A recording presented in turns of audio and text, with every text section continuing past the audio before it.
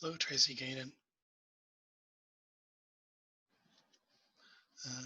You're muted right now. Now you're unmuted. How are you? Pretty good. How are you tonight? Good. I'm about to let Stephen Lebowski in as a panelist. Oh my goodness, we get to meet him. You get to meet him. Here he comes. I'm promoting him now. He will be rejoining as a panelist. He's there, Stephen Lebowski. Steven. You're muted.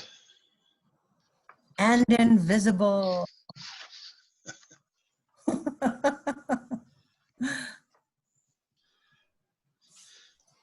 And it's in the afternoon where Stephen is.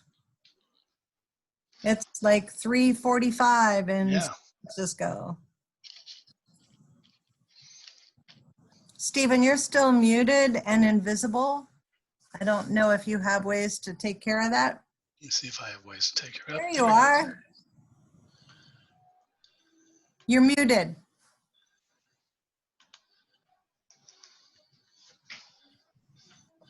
There he goes. Okay. How are Dennis, you? how are you? I'm great. Thank you very much.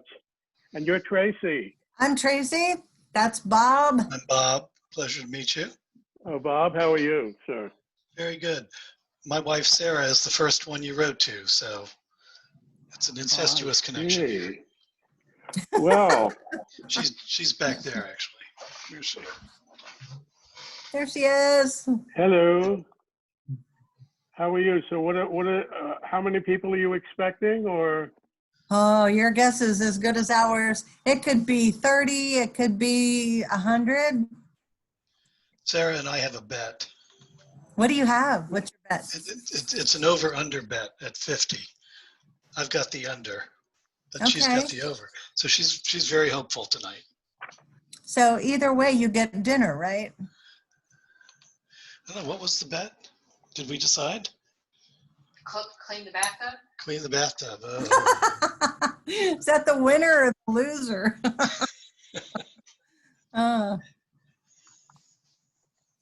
And there's Tim, our wonderful tech person who manages all manner of necessary things for us. Very good. Hello, all you happy people. Hi, Tim. How are you? Oh, look at that. Where is that? Is that your church? That's view? That's Limestone Presbyterian Church, where Tim works. He's their AV guy.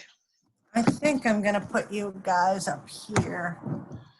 This is volunteer, not work. Oh, work? Oh. You do a lot of work for a volunteer. Come on. How's that? A little better? Perfect. We've got, just so we know, we've got like 4 attendees in the meeting right now. Dennis, Judy, Nancy, and Susan. And I'm assuming they can hear everything we say. So we need to be a little careful about what we say. Dennis is here. Dennis is here? Oh, Dennis is here. I bet that's the Dennis, isn't it? That would be the Dennis. Dennis, I just promoted Dennis to panelist. And Dennis, you're muted as soon as you get back in the meeting. How's that? Can you hear me now? Hear you. Can hear you, yes. Can't see me. Can't see you yet. Can't see you. There you go. are. The light came on. Yep. All was clear. This is so. Dennis? Have you two seen each other in a long time? Not a long time. it's been Hello, a while. Stephen. Okay. Greetings, my My friend. good fellow, dear fellow. How are you? Very well. And yourself? Excellent. Yes. Excellent. 3,000 miles apart. We meet again under the same topic, do we not? It's stories that don't go away. That's right. They don't. They don't. Yeah. Maybe one day. Maybe that's what we're about to arrive at. So I was just going to say, Tracy. Yes. That I know you allocated me 10 minutes, but I didn't want to. I thought I would make my remarks a lot briefer than that, only because it's a long program, especially if you're able to trigger the video, the film. I Yes, know we it's 40 can. minutes, so I'm going to not take a lot of time, and I'm going to kind of wing it. All But right. if that's okay, and then afterwards, if anybody has any questions, I think that's maybe a better time to answer any kind of process detail questions. Okay, All right. if that's okay. Let's, when Rourke gets here, and that should be any minute, we'll kind of talk through the goings on of everything. And if we start the video a few minutes early, Tim Used is the one who will be taking care of that. And Tim, Mhm. did you get the, here I am hoping I sent you the more detailed schedule for this evening that I sent out this morning. Did you get that, Tim? Nope. I am so sorry. Yeah, I'm used to be flying blind. I know Fun, you fun, fun, right? Do you want me to forward the email that I'm- you sent to me? I'm doing it right now. So Tim, it says schedule for this evening, and I apologize for that. Let me know when it comes in. Tim has about 3 different screens in front of him and 2 keyboards and cameras that come from all different angles. Command Center. Stone Church.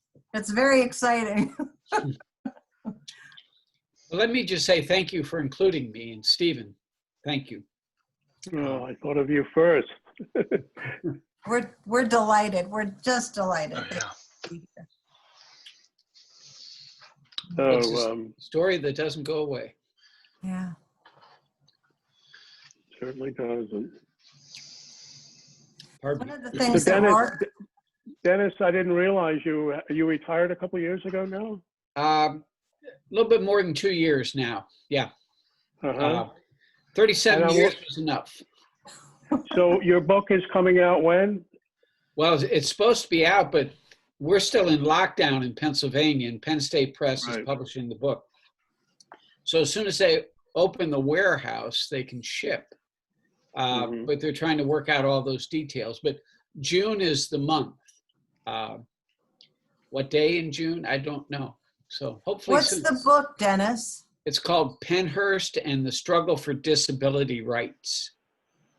For the last, I suppose, almost 10 years, I've been involved in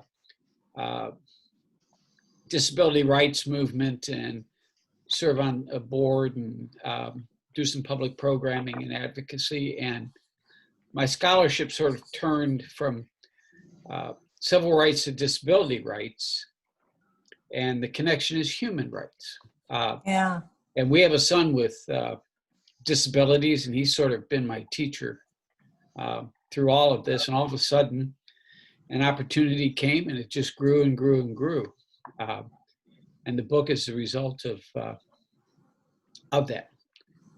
And I'm sort of the expectant parent once again, waiting and waiting for it to Yeah. arrive. Yeah.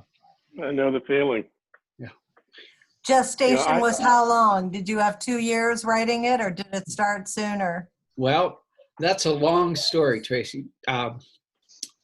We submitted the proposal to Penn State, who I have a relationship with, the University Press.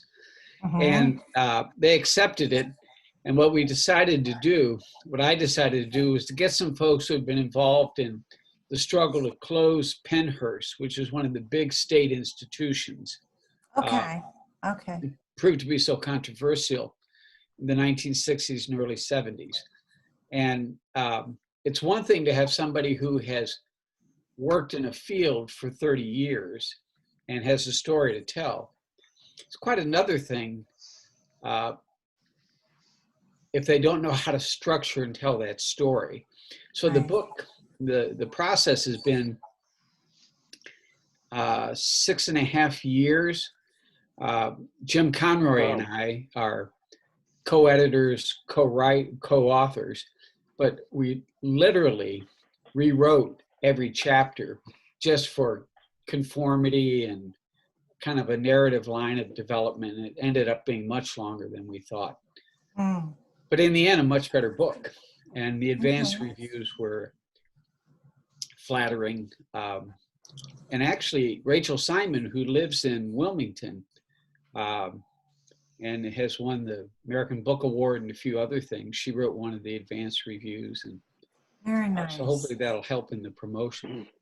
Dennis, is this about people with cognitive disabilities Yes. or physical? Intellectual and developmental disabilities, what were once called the feeble-minded. Mm. And there were, well, between 1908 and 1987, 10,600 people who were at Pennhurst. At its height, there were about 3,500 people, and it became the subject of enormous controversy, abuse, experimentation, Oh. and just maltreatment. One student said one day that I'm attracted to the history of the awful. And I think there's a truth in that in some ways. So while I never have stopped thinking about and writing about race and violence, this has kind of taken over in the last few years. But as you said, it all comes down to human rights. That's right. Yep. Civil rights, disability rights, women's rights, gay and lesbian rights. It's all ultimately human rights. And you know, Dennis, we have in common that I did a couple of films on people with disabilities as well. My sister got me involved. My sister, whose name is Mickey Edelson, and you're going to have to meet her. She's built about 15 group homes in Delaware. She was a pioneer in that, and so I did a film. Or Edelman, I'm sorry. Edelson, and I did a film for the Arc of Delaware. The Arc, you have that organization, and a couple of films on that. So we have something in common. I don't know if I could ever dig those out, but well, Steve. Anyway, there was a Benedictine school in Maryland where my nephew. That's how our family got involved. A similar thing with our nephew who went to that school. I don't know if you're familiar with that. Where in Maryland? It's on the Eastern Shore, and it's run by, well, it's really a professional school now, but originally it was started by nuns. Oh. Sister Jeanette was her name. And it's a pretty famous school. And kind of the outgrowth of that, they started building group homes. And then eventually my sister took over. Well, I'm sorry, go ahead. No, go ahead. Well, it all dovetails because Pennhurst was the challenge to the right first to education, because children with intellectual cognitive disabilities didn't have the right to go to public school. And then challenge to services, and those cases went to the Supreme Court and opened the door for deinstitutionalization and the development of group homes and community living arrangements. And so Pennhurst was sort of the front edge of all of that. And there was St. Elizabeth's Hospital was in Washington, D.C., and many of those folks are moved out to Forest Haven and Rosewood in Maryland. So a lot of overlaps and connections, Stephen. Yeah. Joyous. Are any of our people waiting to be promoted into? I'll have Sarah send you the link again. I'm looking to see if any of our other panelists are waiting to be You send Julius Jackson. panelized. Sorry about that. Tell. Julius Jackson having trouble getting in. Okay. Sarah's sending him the link. And while I'm chatting here, let me just say we've got a good crowd so far. We've got 29 people. It's great. Is And Rourke anywhere? I'll look for him right now. I haven't seen Rourke yet. Okay. Looks like you're going to win your bet. No, I don't know. We still got a few minutes. We do. But let me also say to everybody who's out there, first, Rourke, if you're out there, raise your hand. I think you know how to do that on Zoom webinar. We're on Zoom webinar where everyone is going to be muted except people that I allow to speak. That includes our panelists right now. There's Rourke. Let me elevate him to a panelist. And There we're he just is. going to wait a few more minutes till 6 or till 7 o'clock, and then we'll begin. Meanwhile, we're just chatting with some of our panelists for the evening. We are. And we'll introduce everybody properly.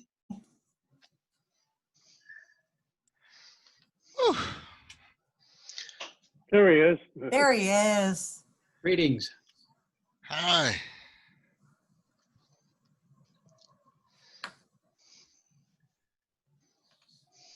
Nice to make your acquaintance, if you can hear me. Can Rourke hear? Yes. Good. And Good speak. evening, everyone. I couldn't at first, and I had to figure out what. Have you heard from Sharon? No. They're trying to Julius- get in. We Right. just sent them the link again. Okay. Excuse me for just a moment.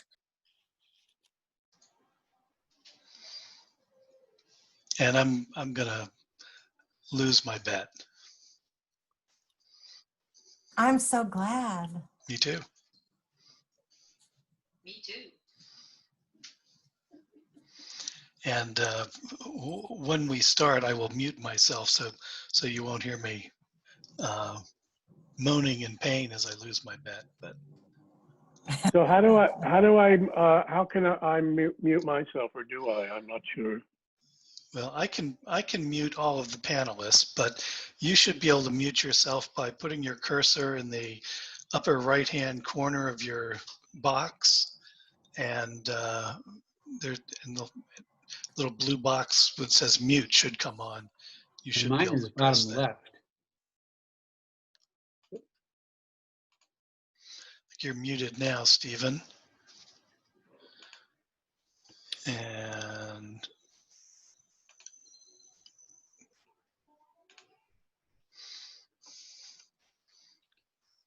I'm just sort of keeping an eye on the attendees for another minute or two and trying to find Sharon. I suppose everybody knows next week is the anniversary of all of this. Yes. Yeah.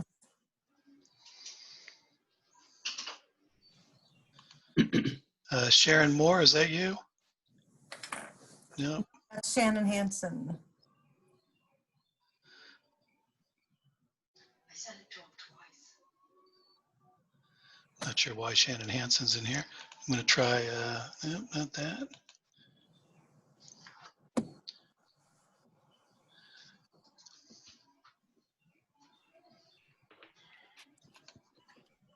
I don't have Sharon's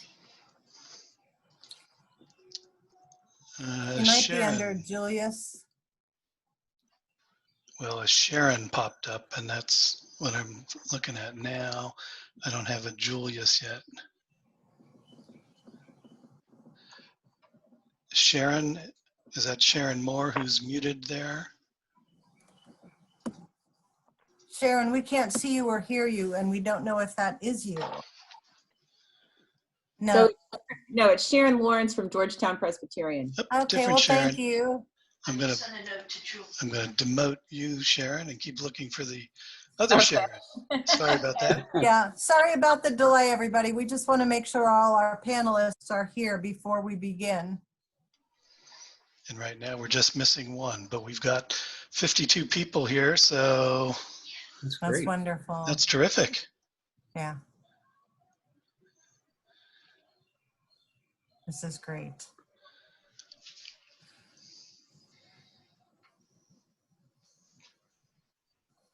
Somebody is chatting. Let's see.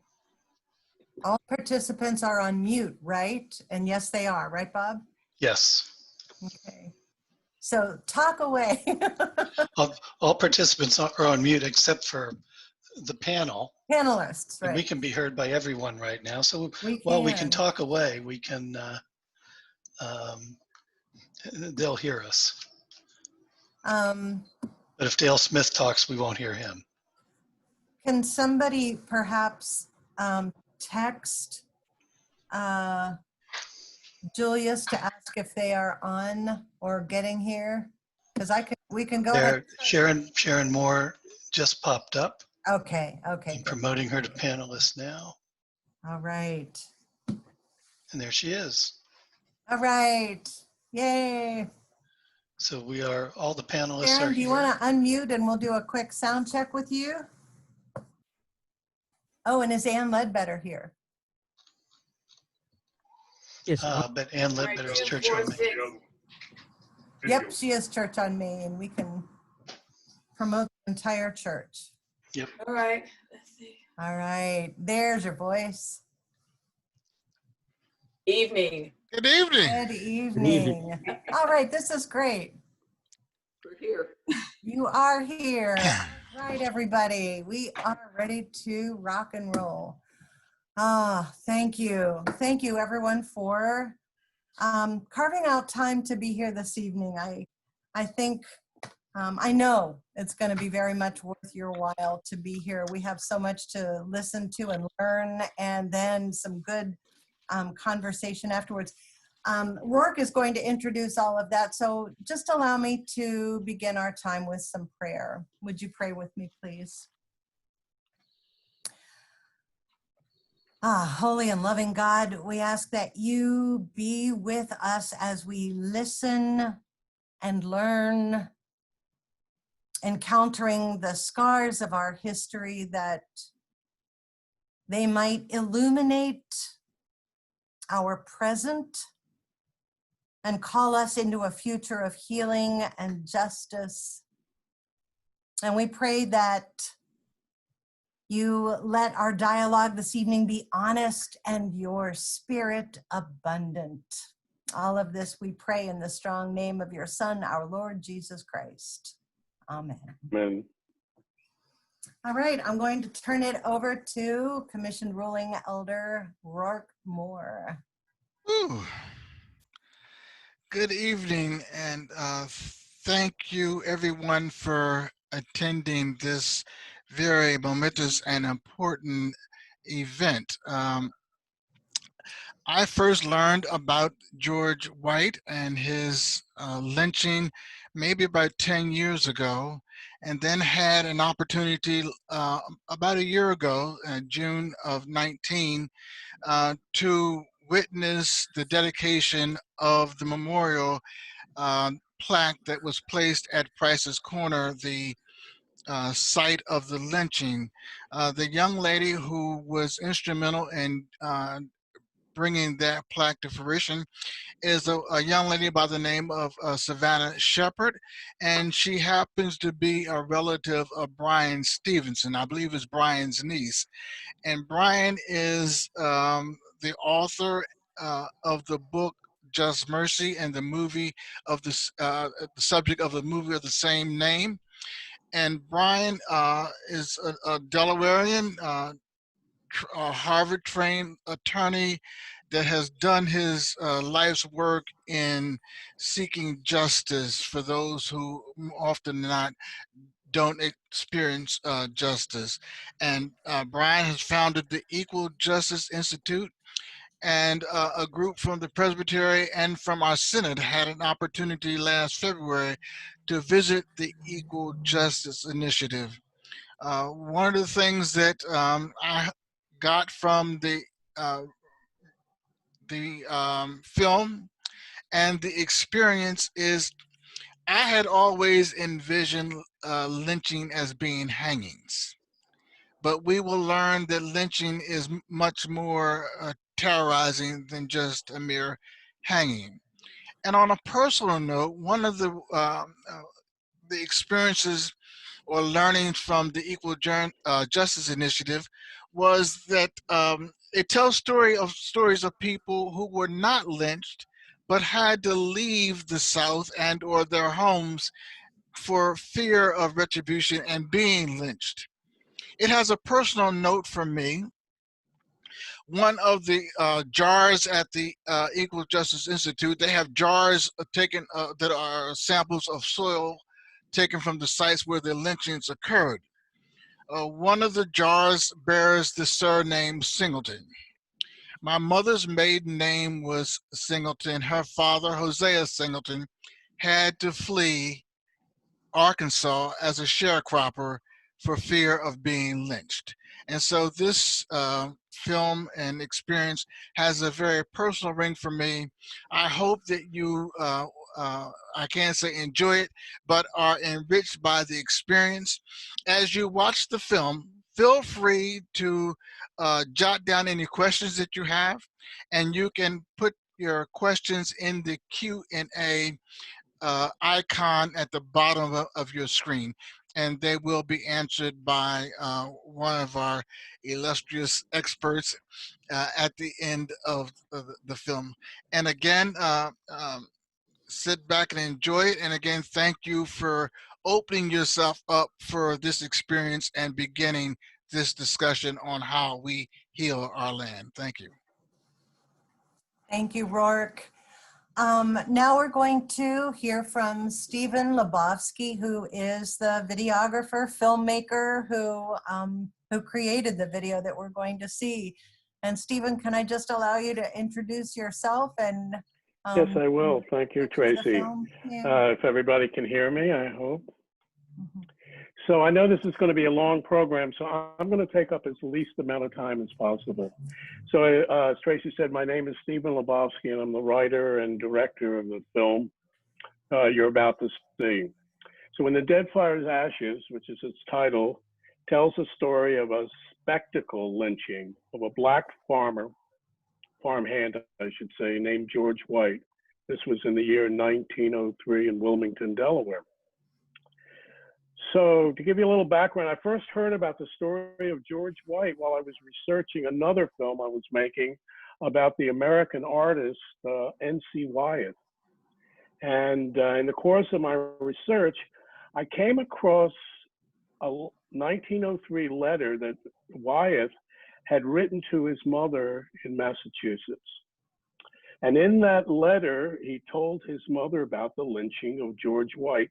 Now, mind you, Wyeth had nothing to do, and he did not participate in the actual lynching, but he just told this horrendous story about this spectacle lynching, this burning of George White by a crowd, or a mob, I should say, of maybe 3,000 Wilmingtonians.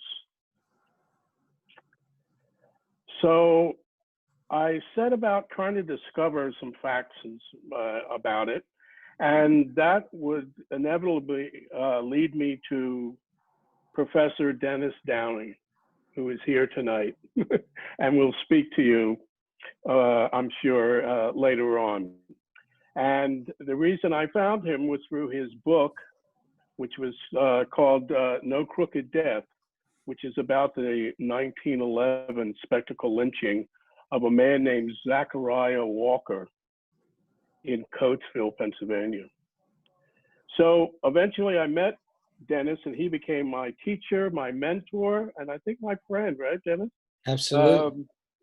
I think he did most to shape this film for what it's worth. But I have to say, in the course of that first conversation, and I'm not sure Dennis remembers this, but he said something that really took me back, and it really puzzled me. He said, and it was just offhand, that he said to me, you know, Stephen, no one is going to thank you for making this film. I mean, at the time, I had no idea what he meant, and I didn't ask. Maybe I was afraid.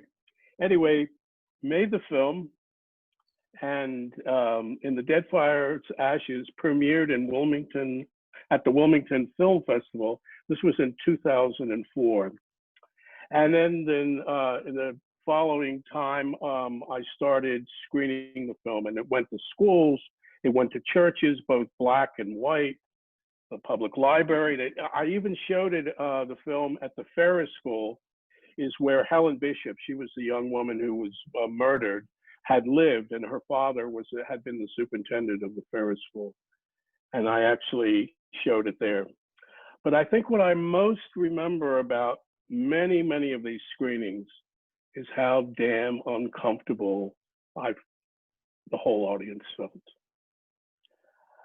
I became aware of this through a lot of the Q&As, but particularly by the lack of a lot of Q&As, where people just got up and left. And I realized that these events were just too hard for people to understand, or a lot of people.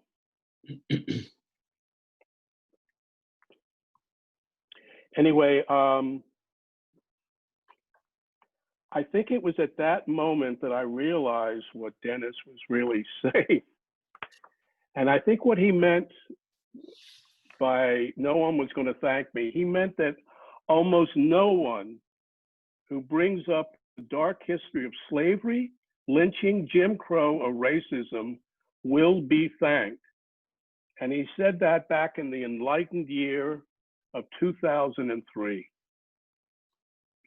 Okay, it's been 16 years since the premiere of In the Dead Fire's Ashes, and a lot has happened since then. And I think perhaps the lynching of another George Floyd, will maybe, just maybe, bring about the change in America that we finally need. And just maybe it's time that we have a little truth and reconciliation coming to this country. And as the great native son of Delaware, Brian Stevenson once said, you can't demand truth and reconciliation. You have to demand truth. People have to hear it, and then they have to reconcile themselves to the truth. And so with that, I think I will pass it back to Tracy. And as I say, if you have any questions afterwards, thank you. Bye-bye. Thank you very much, Stephen. May I ask one that would you explain the reference that the title of the film is based on, the Langston Hughes? Yes, indeed. Let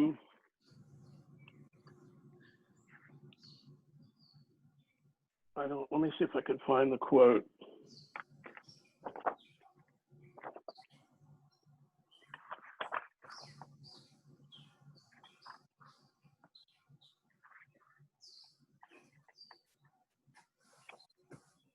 I'm sorry to take. Do you want to come back to me and I can go get the quote? We can do that afterwards, sure. I wasn't prepared for that. Yes, if you want to go, if you want to proceed with the program or the film, and then I will certainly answer that. Okay, thank you. Thank you. Sorry. Tim, we are ready to show the video. If you can bring that up.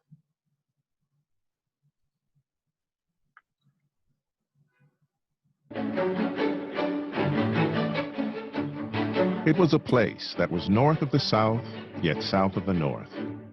It was the town of Wilmington, Delaware, and it stood astride America's great North-South divide, sharing something of each region while remaining uniquely in between. Wilmington was founded in 1638 by Swedish explorers at a place where the Brandywine and Christina Creeks meet on their way to the broad expanse of the lower Delaware River. Early on, Wilmington's wealth flowed from the dozens of flour mills situated along the banks of the Brandywine and Red Clay Creeks.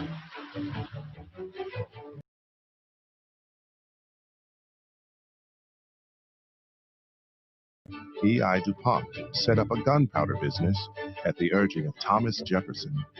Soon the town became the gunpowder maker to the nation.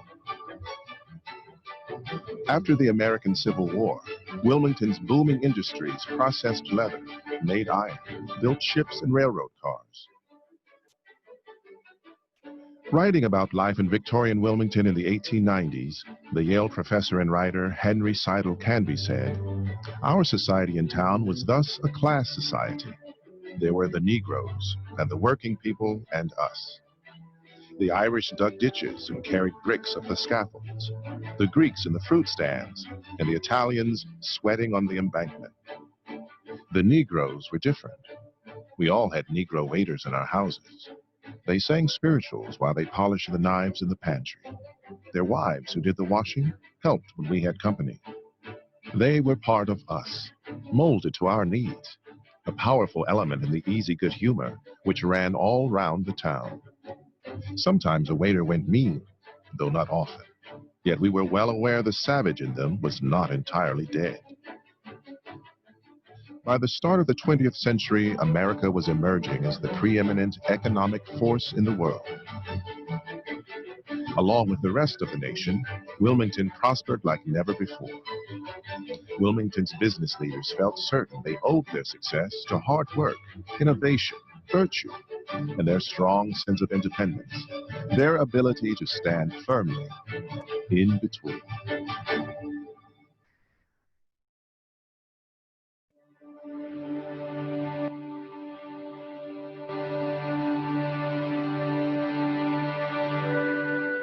In 1903, Wilmington was still a place where the countryside began before the town ended.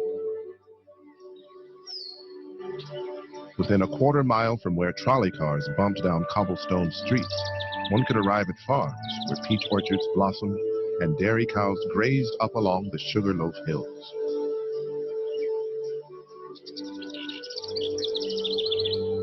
The late spring of 1903 had been unseasonably wet and cold. In town, the ice merchants complained about the lack of business, and in the country, the farmers fretted over the planting. Monday, June 15th started off fine, a perfect morning to catch up on the haymaking.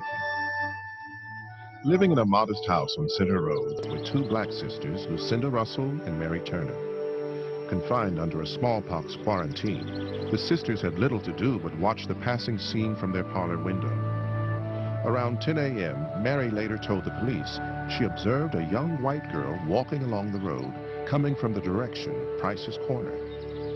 Miss Turner also remembered she was being closely followed by a colored farmhand in a tattered coat and sporting a black cap. But at the time, she didn't take much notice.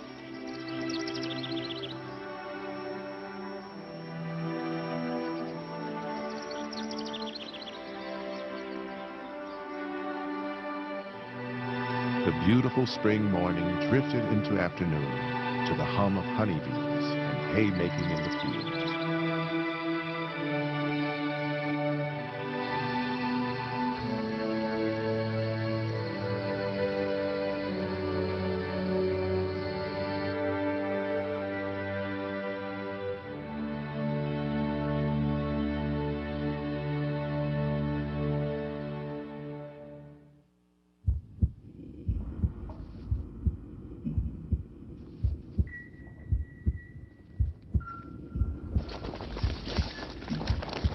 It was around 5 p.m. when a farmer named Leach was making his way along Center Road. He spotted a young woman in some distress. Drawing closer, Leach found a 17-year-old high school student, Helen Bishop, lying in the road. She was covered in blood from 3 knife wounds to her throat. In her hand, she was clutching a small penknife. Placing her in his wagon, Leach set out for the Bishop home situated on the grounds of the Ferris Industrial School, where Helen's father was the superintendent. As darkness fell, police from Wilmington arrived at Helen Bishop's home, where 2 doctors were attending to the unconscious girl. After a brief discussion, the police proceeded to the Edward Woodward farm and there arrested a black farm laborer named George White. That same night, a reporter for the Wilmington Morning News typed the lead story for the morning edition of the newspaper. His headline read, "Fiend Assaults Young Woman." There were details of the crime. In his story, one sentence struck an ominous chord. It declared, "Indignation is at such a great pitch in the neighborhood where the young woman lives that rash measures might be resorted to if it were known positively that White is the guilty party."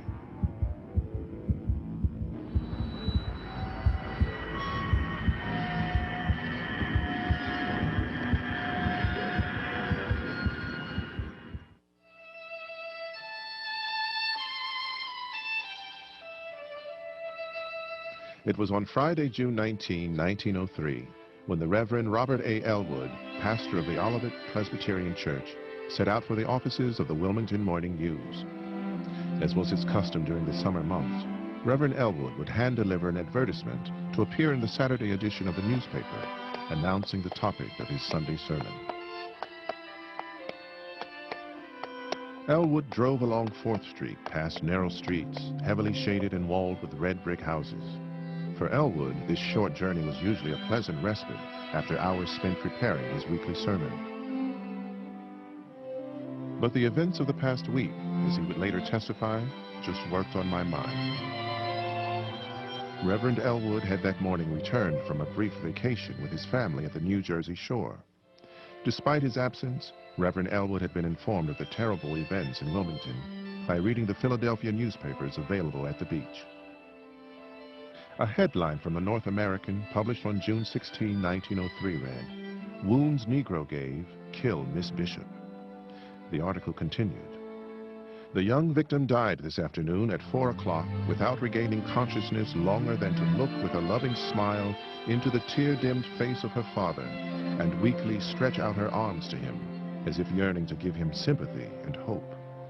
With the death of the young girl, the mutterings that have been heard against the suspected Negro George White have increased to such an extent that all that is apparently needed is a slight impetus to attempt the taking of the prisoner and deal out to him summary punishment on a tree or at the stake." When Robert Elwood arrived in Wilmington in 1898, he found a city of almost 80,000 residents, which was tied commercially to Philadelphia in the north, but also reflected much of southern Delaware's culture and politics. Elwood was very controversial, not only within the local Presbytery, but also within the larger Wilmington community. In politics, he was conservative. In speaking, he was articulate, almost a firebrand when it came to issues of public morality. One of the great controversies in the days following Helen Bishop's murder was whether the accused, George White, would get a speedy trial. Within Delaware, summer recess was in effect for the courts, and the judges themselves were all on vacation. This seemed to add fuel to the fire throughout the week. What added further fuel to the fire was Helen Bishop's very public funeral. The private grief of the family almost instantaneously became a very public grief within Wilmington. And as thousands of people milled around the church and Silverbrook Cemetery where she was buried, this very private tragedy took on a much more explosive public dimension. And this was the mood that Robert Elwood confronted when he returned to Wilmington. A growing impatience, a growing sense of confrontation over the failure of local justices to bring George White to trial. Turning the corner on 4th Street, Elwood continued north on Market. To the south were the river and the docks.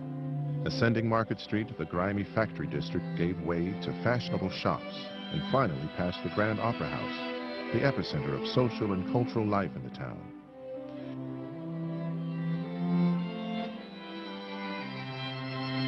Arriving at the Morning News, Reverend Elwood delivered his advertisement and departed. A copy boy dispatched it to the printers, where it was typeset next to ads for shoes and patent medicine. Reverend Elwood's advertisement was brief and to the point. It read, "Should the murderer of Miss Bishop be lynched?" Reverend R.A. Elwood will speak on the above subject tomorrow evening, 7 o'clock, in the open-air church, Olivet Presbyterian, 4th and Broome Streets. In case of storm, in church, 7:30.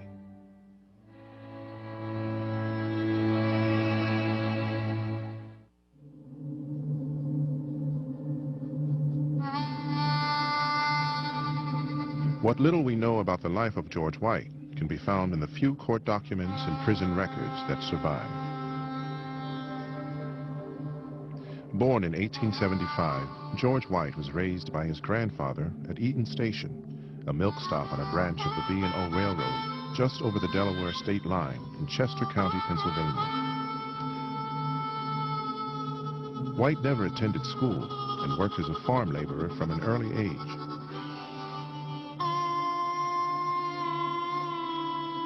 At the age of 17, George White became known to the authorities in Delaware when he was convicted of larceny. He received a 6-month jail sentence and 15 lashes at Delaware's notorious whipping post. In 1893, at the age of 18, White was arrested, this time in Chester County, Pennsylvania, for a sexual assault upon a 16-year-old African-American girl named Frances Armstrong. In her deposition, Frances Armstrong said, "I was coming from Hockessin Church. When I was nearly home, I heard George White coming behind me. He pushed me down the hill. He choked me and throwed me down and done as he pleased with me." George White pleaded guilty to assault and battery with intent to commit rape and was sentenced to 5 years at Eastern State Penitentiary in Philadelphia.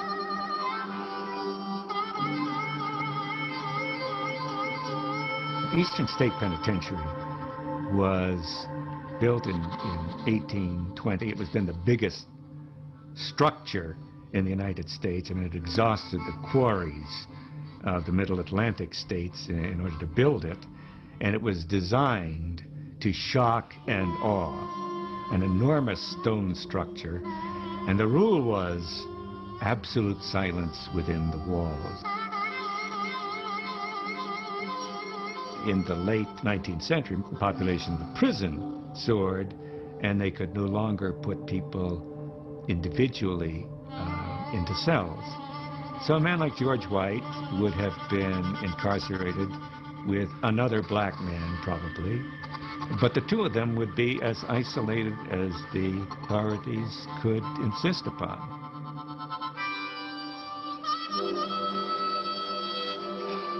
Shortly after George White was released from Eastern State, he was working as a farm laborer near Hockessin, Delaware, when he got into a fight over wages with a white farmer named Daniel Quill. George White pleaded not guilty to assault with intent to commit murder.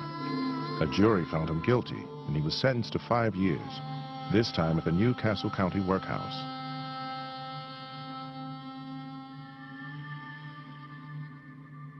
White was a model prisoner and was released with 10 cents in his pocket in February 1903. Just 4 months after his release, White was back at the Newcastle Workhouse, this time accused of the rape and murder of Helen Bishop.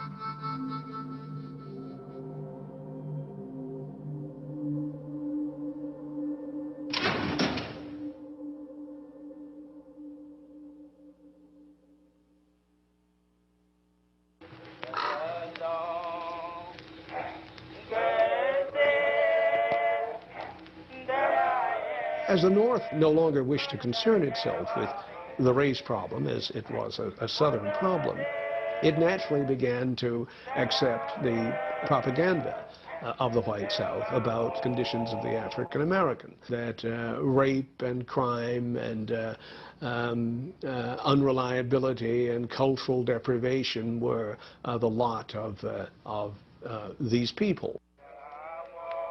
And because of the dire living conditions increasingly confronted by African Americans, migration north picked up pace, and as African Americans arrived in the industrial centers of the North and Northeast, the tensions that developed resulted in a stigmatizing of this population.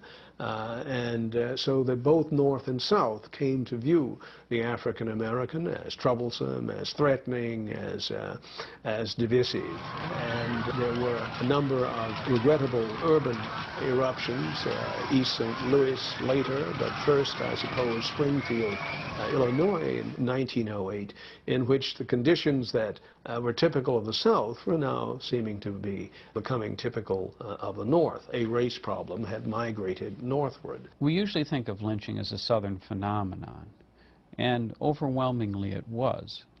But it's worth noting that some 15 to 20% of all recorded lynchings occurred beyond the borderlands of the old Confederacy.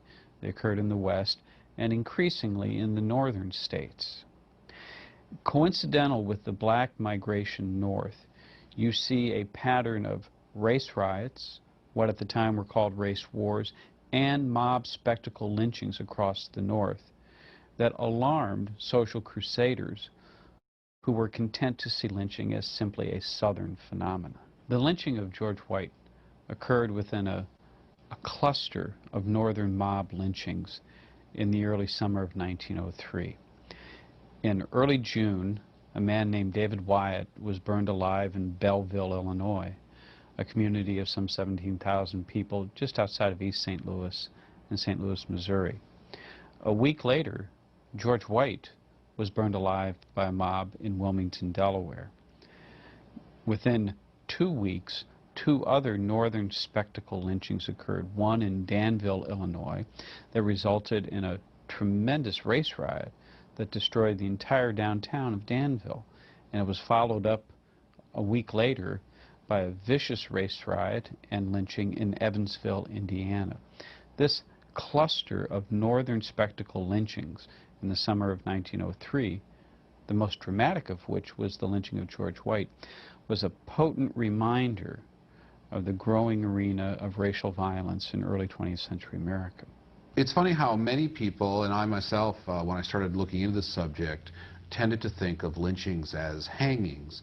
Once I began looking into it, I realized that lynching was a term that was used for all manner of summary executions, some of which were quite barbaric. Immolation was a very common form of lynching. Hangings did take place, but there were also shootings and other means that were people beaten to death, this sort of thing.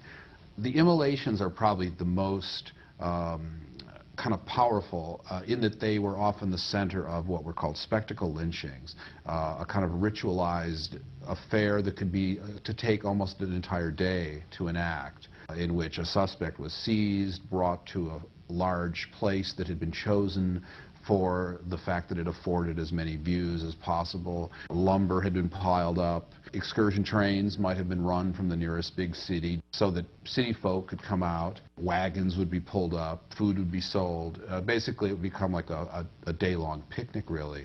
And these could involve as many 10 or 15,000 spectators, centered around this core of activists who were actually carrying out the lynching. They often occurred as close to the site of the murder. It was believed that this was important to carry out the execution near where the original crime had taken place. This wasn't always possible for one reason or another. And the lynching would proceed by stages then. Often the family members of the victim who had been killed or sexually outraged were given sort of first priority to exact punishment on the victim. The victim might be asked if he had anything to say. Not that this would do him any good or mean anything really, but there was often a kind of a prompting of, you know, are you ready now to admit what you've done, this sort of thing. They would, of course, culminate in finally the immolation of the victim to, you know, a great roar of approval from the crowd.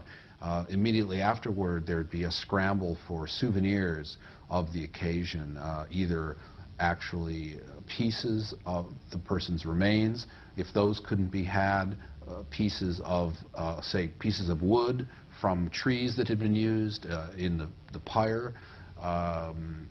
If not that, there were often photographers on hand to photograph various stages of the lynching. The next day, these images could be purchased by people as postcards or what have you. One final aspect, too, of it is that, in a sense, it was lynchings, especially large communal lynchings like that were a way of kind of affirming the values of the community. People went away with a sense that all was right in the world because they had seen their neighbors and the fellow people from the community, law enforcement people even, involved in kind of seeing to it that order was set right. So in that sense, too, it had the kind of, I guess what you could call a kind of almost a religious sort of a nurturing in a sense that a church would provide to a community as well to kind of like reestablish a sort of order of the universe for folks. Sunday evening, June the 21st, was a warm, beautiful summer's evening in Wilmington. As was his custom, Robert Elwood planned to preach out of doors at 7 p.m., the corner of 4th and Broome, where Olivet Presbyterian Church was located. Typically, several hundred people would show up to hear his more or less spontaneous Sunday evening sermons. This evening, however, an estimated 3,000 people flooded the intersection in anticipation of what everyone thought would be a very dramatic, eloquent commentary on the events of the recent days. The words and images speak for themselves. This is what he said. I have chosen to speak to you tonight from two texts, one found in the Bible, 1 Corinthians 5:13. Therefore put away from yourselves that wicked person. And the other found in that document which Gladstone said was the greatest ever written next to the Bible, the Constitution of the United States, and of it the Sixth Amendment, reading thus: In all criminal prosecutions, the accused shall enjoy the right to a speedy and public trial. Using these texts as a basis, I will speak upon the theme already announced. Should the murderer of Miss Bishop be lynched? A week ago, 17-year-old Miss Bishop was brutally assaulted on her way home from school, only a few hundred yards from the safety of her home and hearth. Not 24 hours later, she died from this attack. Who did this? Was it a wild beast loosed from its captors and found an easy prey? Was it a shaft of lightning from a clear sky that fell mercilessly without warning? Was it an imp of hell taking vengeance on a defenseless human? No. But it was a man with the heart of a beast, with the desires of a fiend, who gave vent to this bestiality and executed this damnable crime. Tonight, the supposed murderer, whose name is White, but who, if guilty, has a heart blacker than darkest midnight and a nature darker than hell, lies in the workhouse surrounded by armed guards. And with the enormity of this terrible crime pressing down upon our hearts, I ask you in all earnestness the question of my subject: should the murderer of Miss Bishop be lynched? Oh, honorable judges, call the court and impanel the grand jury. Establish a precedent, and the girls of this state, the wives of the homes and the mothers of our fireside, and our beloved sisters will not be sorry, and neither will you. I appeal to you, honorable judges of the court, to reverse your decision and to give a speedy trial to this accused murderer. And honorable judges, if you do not hear and heed these appeals, and that prisoner should be taken out and lynched, then let me say to you with a realization of the responsibility of my words, even as Nathan said to King David of old, after his soldiers had killed Uriah, "Thou art the man." So I would say to you, the responsibility would be yours for delaying the execution of the law.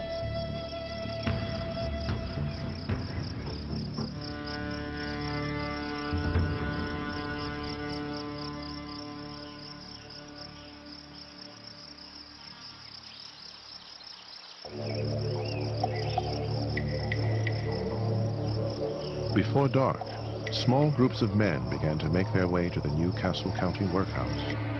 They were boilermakers, shipyard workers, businessmen, and shop clerks who traveled out from the town on special trolley cars put on for the occasion. They were met by local farmers, millers, and blacksmiths, many of whom were carrying guns. Inside the workhouse, the warden, William Meserve, and 17 deputies were preparing to resist the mob.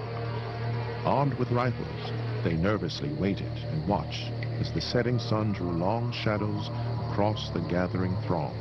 For years afterwards, stories went around that a mysterious Virginian on horseback, a man knowledgeable in the ways of lynchcraft, was present and had been the mastermind of the lynching. Others insisted it was strictly a local affair. Whatever the case, neither participants nor spectators made the least attempt to hide their identity. At twilight, Chief of Police George Black arrived from Wilmington with 30 policemen. He bantered good-naturedly with the mob. The chief warned anyone found trespassing into the workhouse would be arrested. His remarks were greeted by derisive laughter.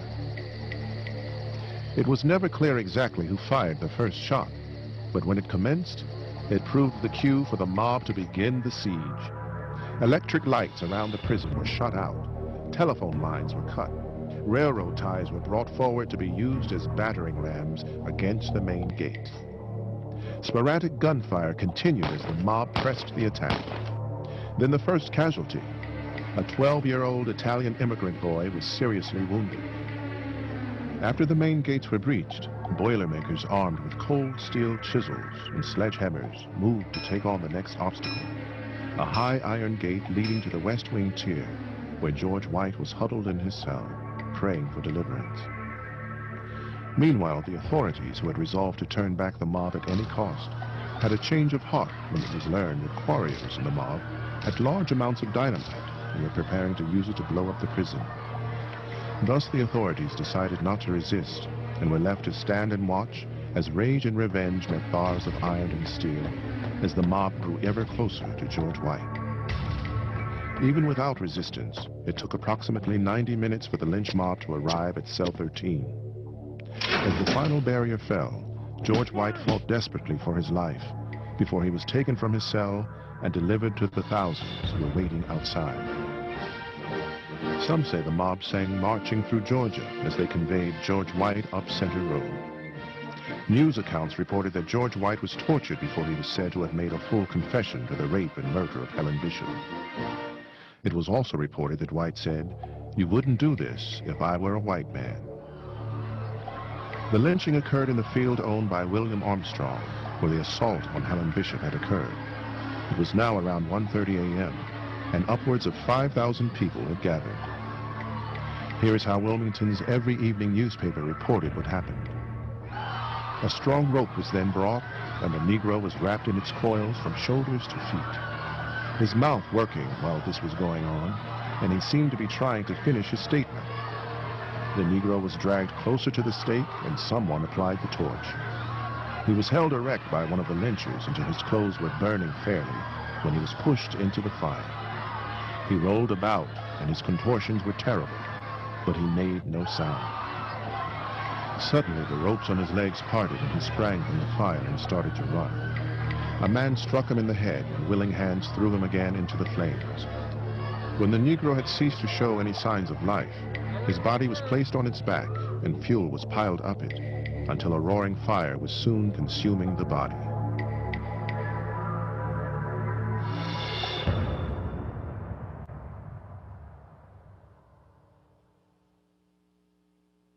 "36 hours after the lynching, in the late afternoon of June 24th, Coroner Samuel McCormick and Assistant Deputy Coroner John Kilmer convened an inquest to determine the cause of the death of George White. To accommodate the throng of spectators and reporters, the proceedings were moved to a cabinet-making shop located immediately above the city morgue. Outside, a large crowd of people waited for news. It was evident to everyone who had assembled in this carpenter shop that the coroner, a man named Samuel McCormick, and his chief assistant, a man named John Kilmer, did not have the same perspective on events. And you have conflicting agendas that begin to come out as the coroner's inquest proceeds. At one point, Kilmer absented himself from the room, and it was soon discovered that George White's remains could not be found. In the absence of those remains, the coroner's jury would be unable to reach any meaningful conclusion. After a desperate search of the building, someone spied a bundle of either rags or newspapers hidden in the rafters, and to everyone's surprise, it turned out to be the only remaining body parts of George White.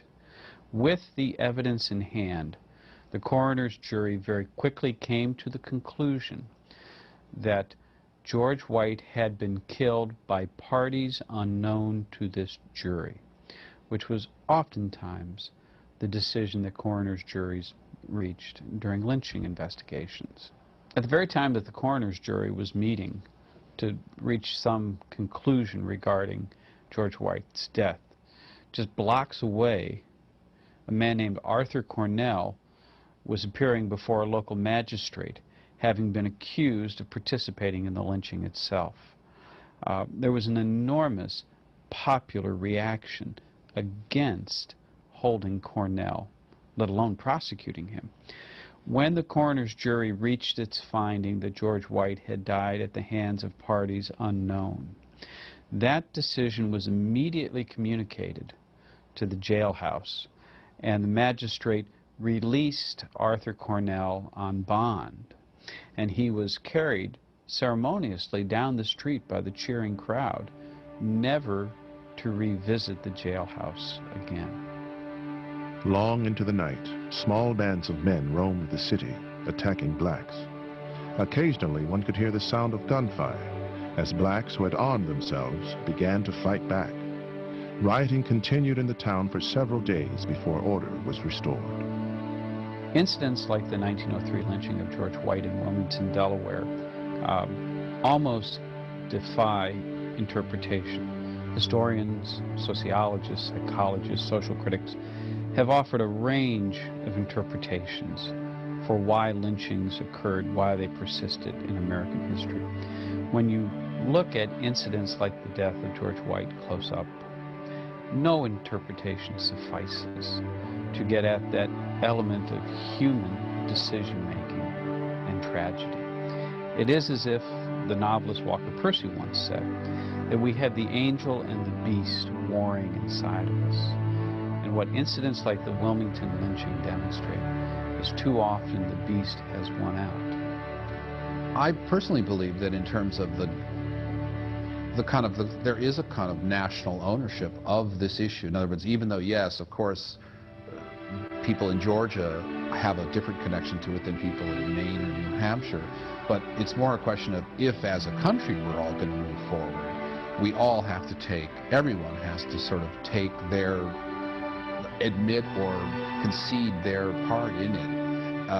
If not so much for what happened in the past, then for what's going to happen in the future. Race is one of the most uncomfortable topics in the American discourse. It's something we talk about obsessively, and yet at the same time, something we wish not to spend a lot of time with. We spend a lot of time saying it's not important. Of course, it is important. It is perhaps one of the themes of the American experiment in democracy. But lynching, which is so much imbricated in race in America, is absolutely something we wish not to discuss. It's very, very human to evade the unpleasant. The belief is that if we're bullish about the future, about the coming together of people, then that will happen. And so to dwell on its opposite is self-defeating. There's something to be said about that, in that all things in their proportionate emphasis. But of course, it's true. The cliche is that to forget the past is to doom yourself to its repetition. In the weeks and months following the lynching of George White, hundreds of people came as if on a pilgrimage to the field where the burning had taken place. Many of those who had traveled long distances to collect relics were seen scratching through the dead fire's ashes, seeking a fragment of bone, a splinter of wood, searching for a talisman they could carry away as a memento. As the summer progressed into autumn, two powerful political forces in Delaware were contending. There were those who wanted the affair put to rest. The governor, John Hunn, said publicly, "The sacred institution has been trampled upon." but to make wholesale arrests at once would be the height of folly. The Chief Justice of the Delaware Supreme Court was of a different mind. In the fall, he presented to a grand jury evidence against 8 men in connection with the murder of George White. In charging the grand jury, he said, "The crime of George White and his punishment are not before us. Upon his body, human vengeance has done its work. But for the first time, the lawless and revolting crime of lynching has invaded this state." He continued, "We flattered ourselves that such scenes could not occur in our community, composed as it is largely of that good old English stock. Fearing indictment, many men have fled the city. They needn't have worried. After 9 days, the grand jury returned their unanimous decision to decline prosecution of the 8 named men. In the end, only one person was ever tried in connection with the lynching of George White. The Reverend Robert Elwood was called before the Newcastle County Presbytery as they considered his conduct and pulpit utterances. After 2 hearings, Elwood received the mildest of rebukes. Elwood soon left Wilmington and went on to a successful career as a pastor and popular national public speaker. The story of George White, which in the summer of 1903 had commanded headlines throughout the country and abroad, soon slipped from the newspapers and public discourse into obscurity. In the same year as the lynching of George White, a book by a young African-American sociologist named W.E.B. Du Bois was published. The Souls of Black Folks would become one of the seminal works written about race relations in America. In one of the book's essays, Du Bois wrote these prophetic words: "I have seen a land right merry with the sun, where children sing and rolling hills lie like passioned women wanton with harvest. And there in the King's highway sat and sits a figure veiled and bowed, by which the traveler's footsteps hasten as they go. On the tainted air breathes fear." 3 centuries' thought has been the raising and unveiling of that bowed human heart. And now behold a century new for the duty and the deed. The problem of the 20th century is the problem of the color line.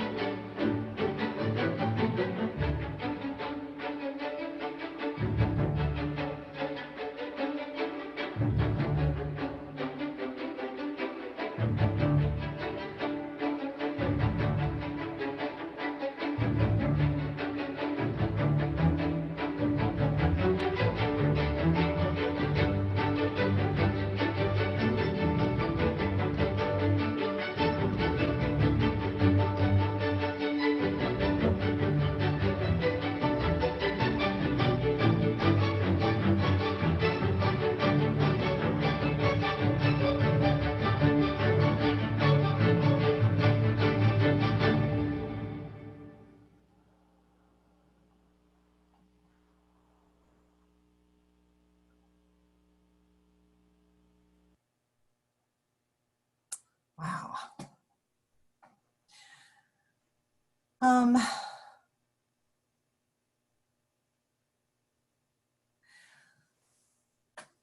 Allow me to introduce one of the faces that you saw in the film, and that was Dr. Dennis Downey. He was at that time professor of history at Millersville University. He has since retired from that position after 37 years, I believe. Is that right, Dennis? Yep. Yes. And he is the author of numerous articles, books.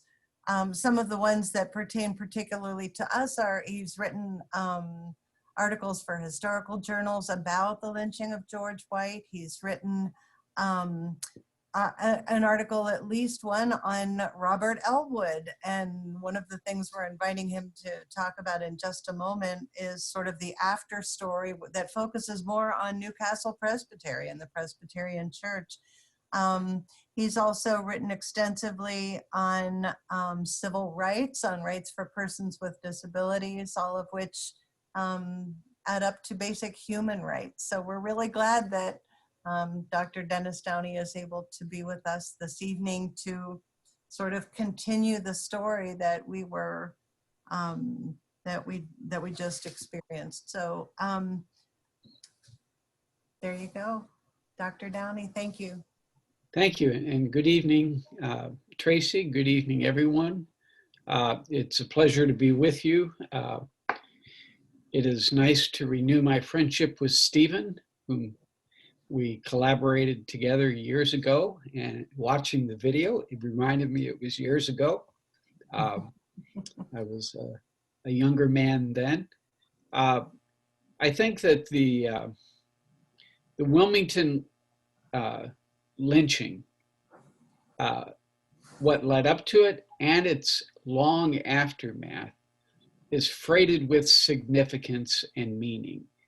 And it reverberates down to our present day and what's going on in our country.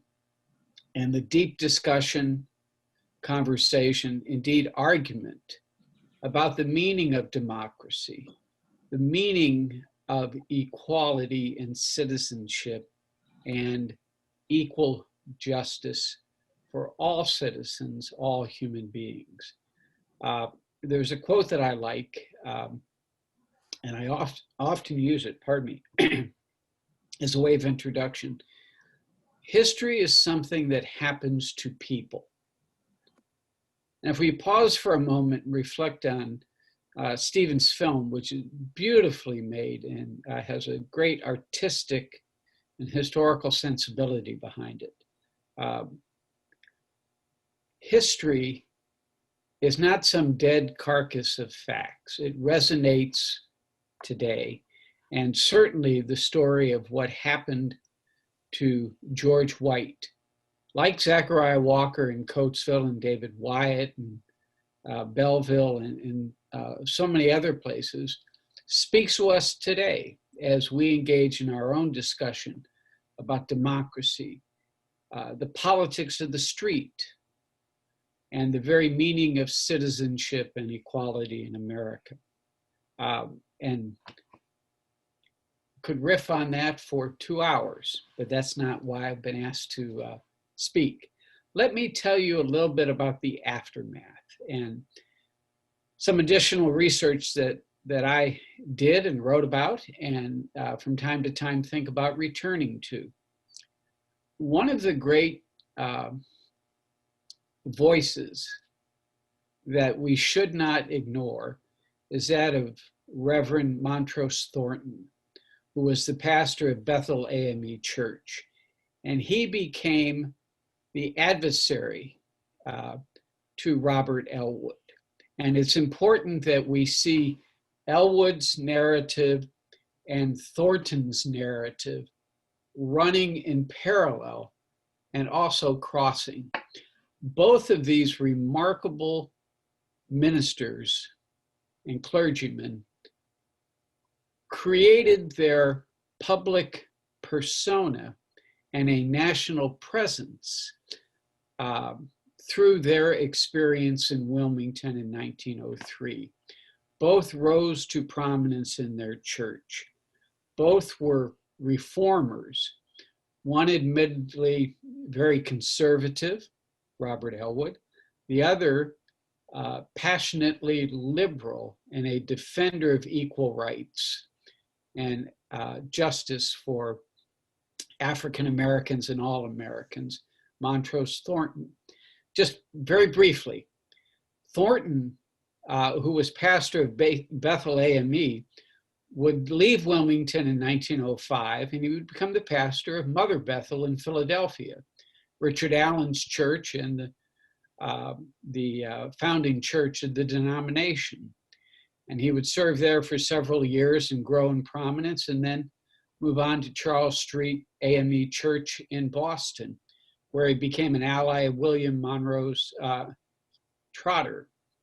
And it is Thornton who provides the heart and soul for the opposition to the showing of the movie Birth of a Nation. And his public presence grows and becomes all the more important. And that's a parallel story to Elwood. I'll return to that briefly in a moment. So in many respects, the 1903 Delaware Horror, as it was called in some religious magazines at the time, created the opportunity for Montrose Thornton to become a national civil rights leader, not just a leader in Wilmington and Delaware, where he led an opposition movement to the lynching, but nationally. But in terms of Robert Elwood, Elwood was a person of enormous gifts. And I say this cautiously. He was a very compelling public speaker.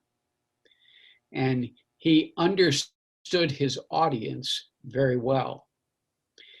And he dared the Presbytery to sanction him. And the Presbytery demurred in the aftermath, and then under growing criticism, eventually put Robert Elwood on church trial. And he will be convicted for 3 of 6 counts of unchristian and unministerial conduct. But there's really no penalty except a public criticism. And Elwood announces that he's been vindicated, even though he was found guilty on 3 of the charges. Elwood would go on to a national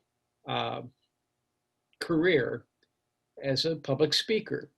He joined the National Temperance Union, a number of other reform organizations, and he went on a national lecture tour. And he had a tremendous following.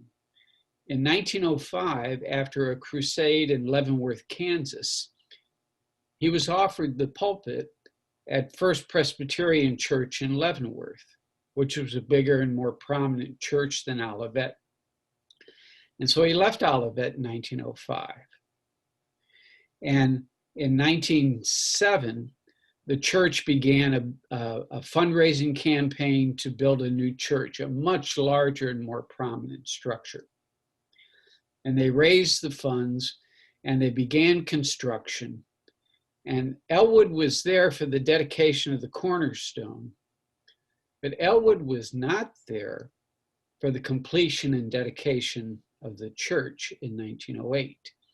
He had left Leavenworth and he had gone back to Absecon, New Jersey, where his wife was from, and he will live out the rest of his life there for a time as an evangelical minister and sort of anti-alcohol speaker. And he starts the Boardwalk Church in Atlantic City. But he separates from the Presbyterian Church and becomes more of a non-denominational Christian evangelist. Why did he leave Leavenworth? It was not for something bigger, something greater. He once again was involved in a public scandal.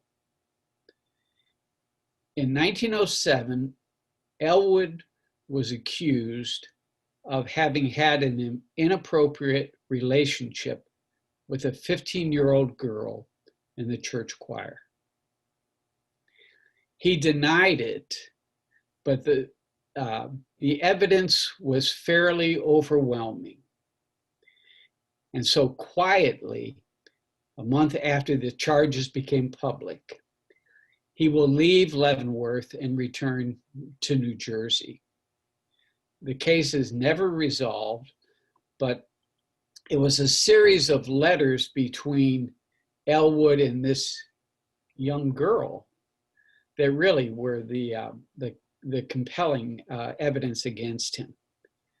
Elwood would return to New Jersey, separated from the Presbyterian Church, became a member of the school board became an ardent supporter of the armed forces.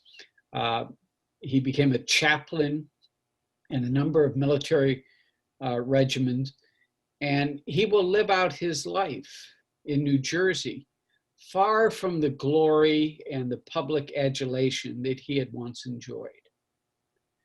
And he dies in the late 1940s, and his obituaries, all those that I found, make no mention of the 1903 lynching and his controversial role in that. Elwood represents a kind of conservative, evangelical reformer committed to his own notion of public morality. And why did he time and again get himself in trouble? It wasn't that he was out of step with his times per se. I think it was more a matter of ego and arrogance run wild. And he could never admit that he had erred. He never offered a public apology, either in Wilmington or Leavenworth, for the controversies that he helped to stir. And he is, for all intents and purposes, disgraced, but perhaps not dishonored. He lives out his life and dies quietly right after the Second World War. Now, just a brief moment. Montrose Thornton rose steadily within the AME Church. And if anyone seemed to be on the fast track to prominence and becoming a bishop, it was someone like Montrose Thornton, who was well connected, enormously gifted himself as a speaker, as an author, as a leader of public protest, as a civil rights activist. But something happened in Boston. And I interviewed someone who knew him as a little girl, and she wouldn't give me details, but she said it was a personal indiscretion that brought him down. And he will serve in a succession of smaller churches in Decatur, Illinois, and in several other very small congregation in Philadelphia, and eventually ends up in Nashville, and he'll die in the 1970s. And his descendants are still alive. Both men found themselves and their public careers through the experience in Wilmington in 1903. We can think of them as part of this never-ending dialogue and argument about race, about rights, about justice, and about basic human decency in America. And I think that whether it's talking about street protest, inequality, or any number of other issues, we can see in Wilmington in 1903 developments that still speak to us today. And whether one is Black or white, it doesn't matter. This story is freighted with significance because it speaks to what kind of America we are and we hope to be. And just to remind folks, and Stephen's imagery brings this home, history is something that happens to people. And it happened in June of 1903 to George White. Thank you.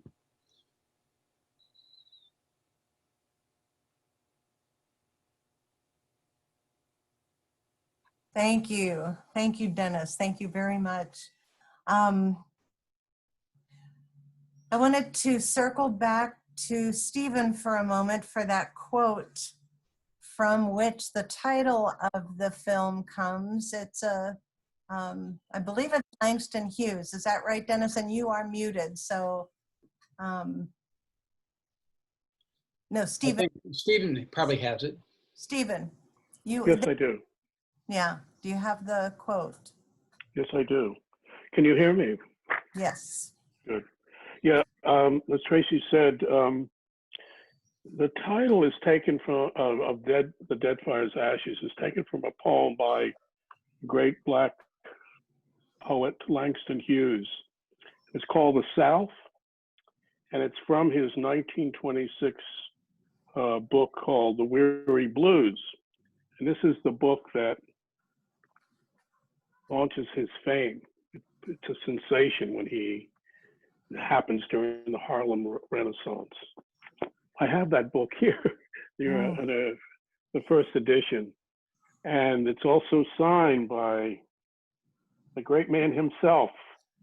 And it's one of my proudest possessions, I have to tell you. But as I say, the poem is called The South, and it goes, I'll just read you the couple of the stanzas. The South, the lazy, laughing South, with blood on its mouth, the sunny-faced South. Be strong, idiot-brained, the child-minded South, scratching in the dead fire's ashes for a Negro's bones. And of course, that is reference to the souvenir hunters who turned up at so many of these spectacle lynchings. So, Thank you. Thank you. I would like to now introduce some of the folks who have agreed to be part of our panel, and we will have some questions but I want you to know who it is that you're talking to too. Some of, let me see, Anne and Rourke were among the group, as Rourke mentioned, that went to Montgomery to visit the Equal Justice Initiative Museum and the lynching memorial there, which was a very powerful experience for all of us. And we had a facilitator at the end who invited us to be talking about our experiences, our growing up, our families, our contexts from which we came. And so I would like to ask each of the panelists to briefly describe their role in the church, because I realize not everybody knows everybody. But also this, what this exploration of our shared history in the 1903 lynching of George White, what understandings from that learning might propel us towards in the future. Rourke, would you mind going first with? Not at all. Thank you. First, let me do something that I didn't do when I did the introduction and the invitation to others. Let me acknowledge my sister, who is also a panelist, and we share the history of our family history. Along with that my grandfather possibly being lynched, and I guess that sort of dovetails into where I am sort of in this work at this point. One of the things that Brian Stevenson says over and over again is that we have to have a truth-telling and acknowledge the truth of our history before we can speak of reconciliation. And so that's I guess where I am at this point is learning the truth about my history and encouraging others to learn the truth about our history.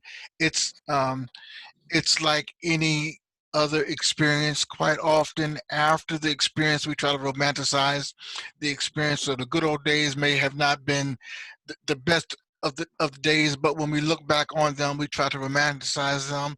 I think that we have collectively, as a people, an American people, done that with our story. We have looked at our story and sanitized it and romanticized it, and not told the truth about it. You know? And I think that, again, if we engage in that truth telling and begin just to take some of the layers off the onion and begin to tell our stories and hear our stories and value them and allow the healing to occur. Again, you spoke of going to the museum. It is um, a bone shattering, I guess, soul reverberating experience. Again, having parents who were part of the Great Migration, who came from the South to the North, being a native Delawarean, and I don't know whether or not Delaware is a border state, so it has its own schizophrenia around race relations. It was alluded to in the film a little bit. Delaware, the southern part of Delaware was sympathetic to the Confederate. The northern part was less sympathetic, and so we had that sort of schizoid.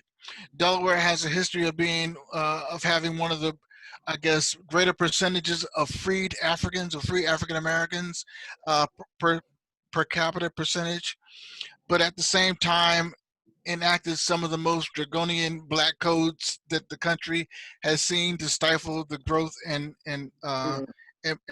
of African Americans. And so, again, I think that if we pull back the layers around our history, and we can begin the healing process. And so, yeah.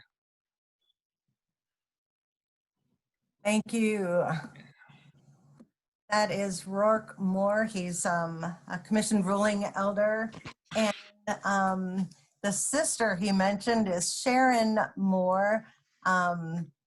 People often get confused because Sharon is Rourke's sister. She kept her birth name, but she also happens to be married to Julius Jackson, whom many of you know. And Sharon is an educator. Sharon, I'll let you do your introduction. Would you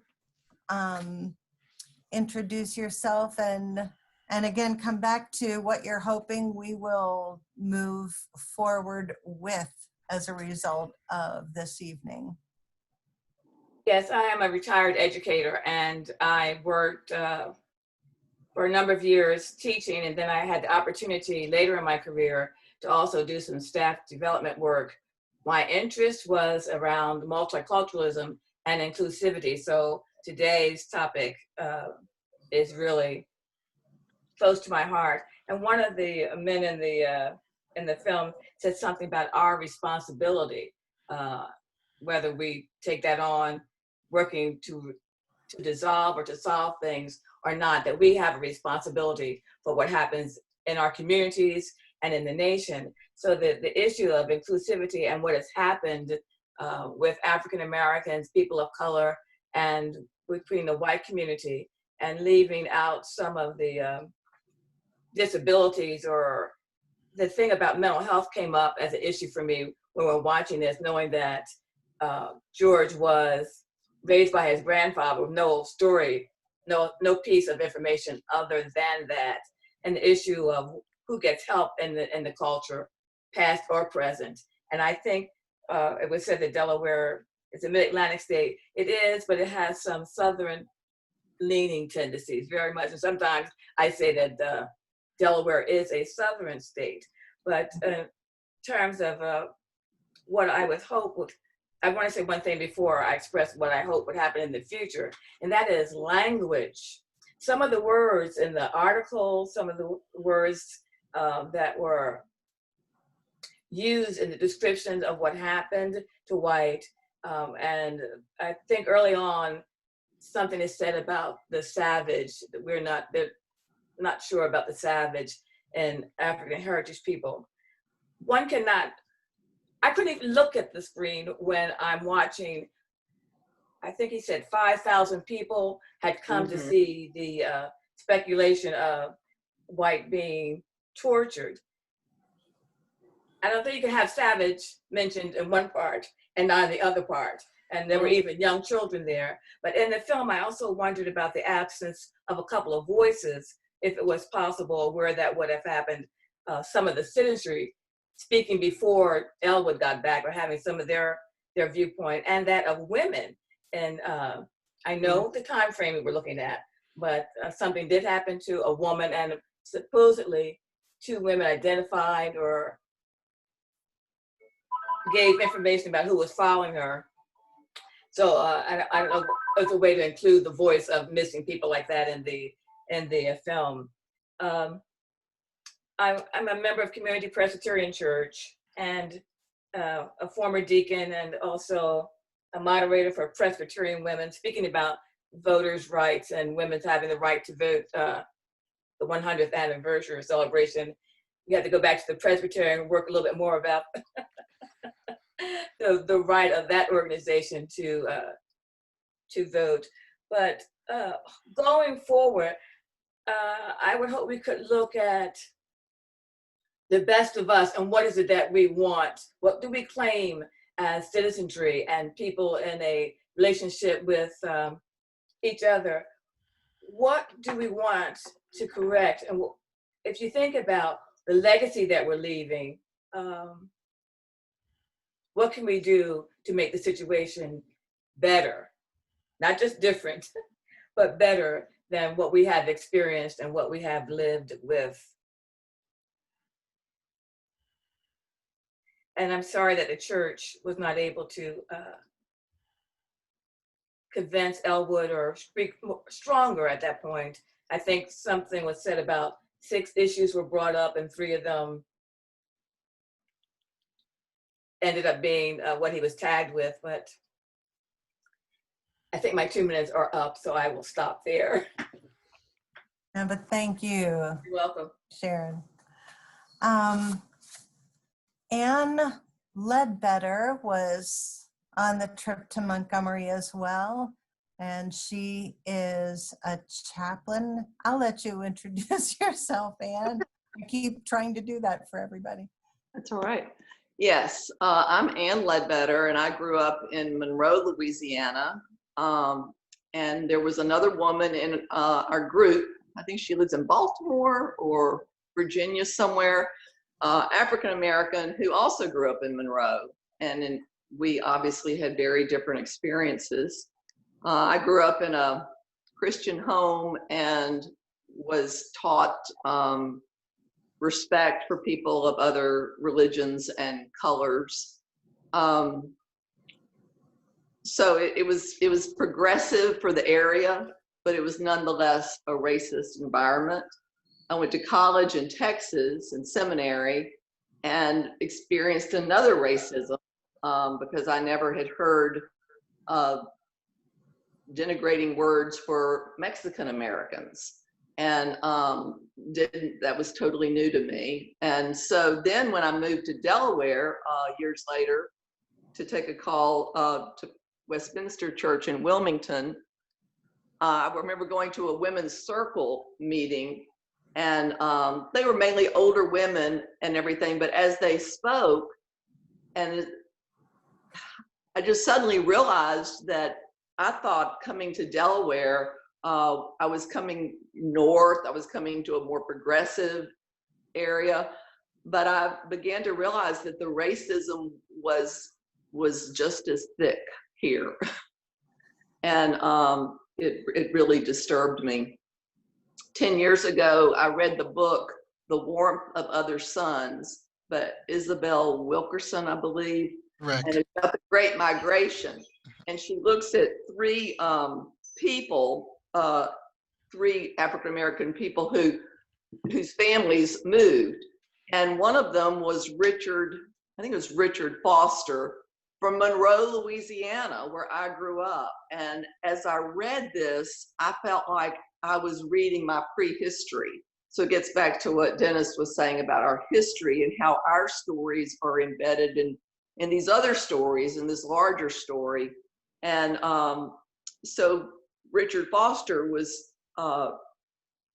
left for California because he was not able to practice medicine at St. Francis Hospital in Monroe, a Catholic hospital, where my father 2 years later came to practice medicine. So again, I was reading my prehistory and it was chilling. Back to that history, when I went to the Montgomery and we were going through the Legacy Museum, and which is so amazingly done. Brian Stevenson and his group have done just a remarkable job of changing the narrative. I can remember my teachers in school talking about slavery and whatnot, and it was wrong, it was bad, but they also wanted us to know that the slaves were treated like family. You know, it was like they were treated okay. So I wish a teacher had worked with me to think about what would it feel like to be a slave, to be owned by someone. But at the Legacy Museum, there are places where you can look how many lynchings were in all these different areas or different counties. In Louisiana, it's parishes. And when I went and looked how many were in Monroe, I believe it was 39, maybe in 37. It shocked me. And then as I looked all over Louisiana, my Northeast Louisiana parish had the second highest number of lynchings in the state of Louisiana. That was, again, learning my history. And so when I went home to visit my mother, a couple of weeks later, I spoke to an African-American friend and said, was telling him about the museum. I said, did you know this? He's much older. And he said, oh yes, I learned that. I knew that. And I thought, well, why didn't I learn that? But he knew that. So I feel like I'm, again, with this documentary and the story about Newcastle Presbytery and Reverend Elwood, I feel like we're learning our prehistory, our history here as a church, as a presbytery. And I think it should continue to be chilling to us. And as Sharon said, leave a better legacy. So now I'm involved as a chaplain where all the residents are white and a great portion of the staff is African American. And so trying to build, to be a pastor to all of them, and to build conversation. And then at Church on Main here in Middletown, which is a new worshiping community, we're trying to be church very differently. And we're only about 20 or 30 people, but we're more diverse than Westminster and Wilmington was in terms of race and particularly in terms of race and gender, sexuality and gender identity. So we have a rainbow flag and a Black Lives Matter flag. But I really do hope that we can figure out a way, you know, there's the talk of reparations. What kind of reparations can we give or show as a presbytery? Maybe it's not economic, but what can it be? I guess it gets back to the Truth and Justice Initiative and reconciliation, truth and reconciliation. Mm-hmm. So that's it. Thank you, Anne. I really appreciate everybody's freely talking about what you're hoping and dreaming for. We have 2 questions, and they're actually similar here, and some of them are things that you have already answered in a way. One of them is, what ideas do you have for working on the issue of racism in today's America? And And the second one is, how does the experience of George White speak to today's America? Is there someone who would like to take one or both of those? I will start. I guess it's already been alluded to. We had one lynching, a public lynching a couple of weeks ago. That was of George Floyd. Brian Stevenson, in his book, and I think Michelle Alexander in the New Jim Crow, Mass Incarceration, alludes to the same thing, that lynching moved from the field to the courthouse. And so there used to be perfunctory trials, and immediately with very little deliberation, and then the execution. And now it's just moved to the police force. And so we have seen across the country for too many people and over too many years of African Americans, both male and females, being executed at the hands of the police. Um, uh, and most recently, I guess while we were talking about George Floyd, there have been two hangings in California. And so uh, I think that, again, a part of what we can do to move forward is again to be truthful about who we are as a people. I mean, as a country, how the country began. Okay, the country began committing genocide against people of color, the indigenous people of this land.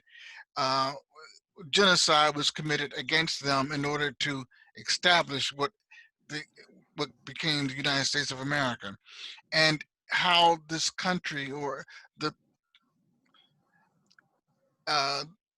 elite of this country, have continued to render genocide against people of color domestically and abroad.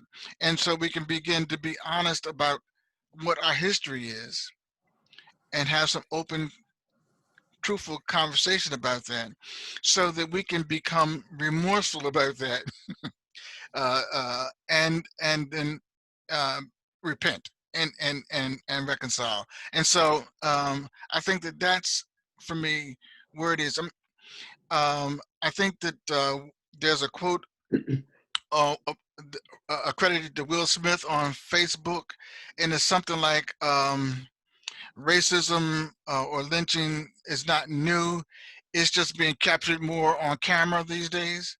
And so I think that, again, we need to be honest about that, and how we, as faith communities and as religious denominations, have been complicit in that, and own that, and so how we, while I'm saying it, every time I get a chance to, I say this, I want to congratulate and thank the people who are involved in this conversation, because it's a difficult conversation. And so that you have taken the time to want to learn more and to be involved in the conversation, I commend you, because that's what we need more of. Thank you, Rourke. Is there someone else who wants to speak to that? Could I just offer a couple quick thoughts? Sure. One of which is a prayer. George White's last words were, "Mercy, Master, mercy." His last words were a prayer. And I think that that's significant. I also think that, in building on what Sharon said, the other voice to listen to is Montrose Thornton, who I've already alluded to, who was pastor of Bethel AME, and remarkable in his own right, speaking about race and justice and human dignity. I think there are, I just suggest in terms of things that can be done, within faith communities, there has to be, as Rourke said, open and honest dialogue as a basis for a broader kind of community and public dialogue. And then there has to be dialogue within or between faith communities, Protestant, Catholic, Jewish, Muslim. Start talking and interacting and getting to know each other so we're not strangers. Because I think so much of this is this phenomenon of we don't know each other, we don't know our different experiences, and we don't know our shared dreams. And conversation is one place to begin that broader awareness. And then that can build to holding political leadership and cultural leadership accountable. Politics does matter.